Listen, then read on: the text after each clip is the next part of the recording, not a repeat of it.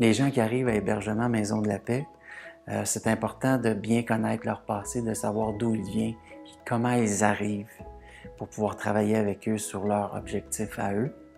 À travers le temps, bien, nous, on les accompagne en fait à aller acquérir des nouveaux outils pour pouvoir affronter l'adversité de la vie, dans le fond, pour être capable de vivre en société puis être des citoyens acceptables, responsables et productifs.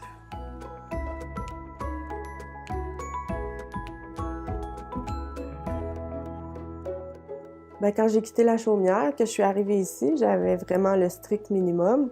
Mais avec les acquis que j'ai eus à la chaumière, là, comme faire mon budget et tout, ça m'a permis de construire mon logement puis de le mettre à mon image.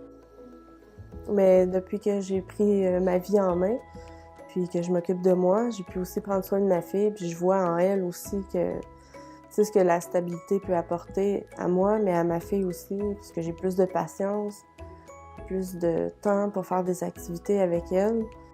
Et puis, ma fille, ouf!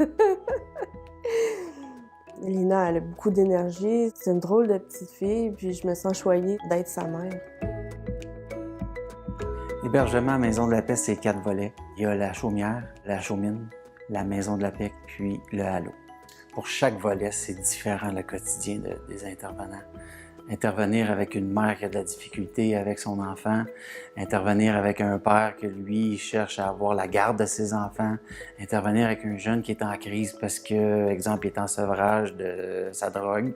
Les interventions sont toutes différentes. Le quotidien est différent pour chaque intervenant.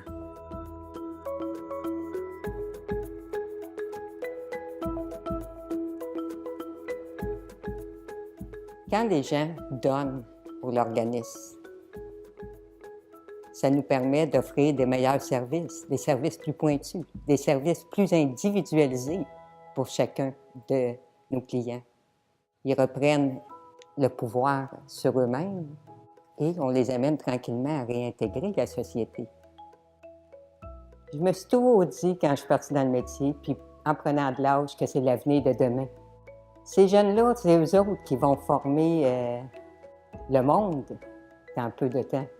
Ça va être leur voix, leur visage, leur image. Je crois en eux autres.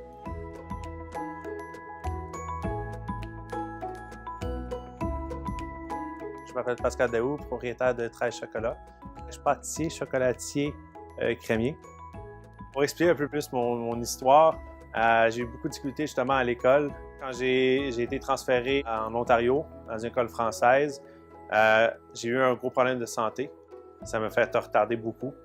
Donc, en cause de ça, j'ai été obligé de refaire des cours.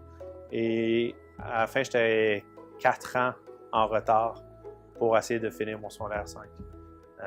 Mais ça coupe beaucoup sur le moral, ça empêche un peu d'avancer. La raison pourquoi maintenant j'ai réussi à avancer puis je continue à avancer, c'est que j'ai trouvé une passion pour le chocolat, j'ai trouvé quelque chose d'aller de l'avant. Justement, qu'est-ce qui aide à être le halo, c'est qu'ils prennent du monde qui sont à l'école, qui veulent aller de l'avant, qui vont les aider à avancer. Ce que je pourrais dire à quelqu'un qui souhaite s'en sortir, c'est d'accepter l'aide qu'il va chercher, mais d'accepter aussi de se remettre en question et puis d'accepter qu'on ait des faiblesses aussi. Puis de se dire qu'avec le temps, on peut juste aller mieux.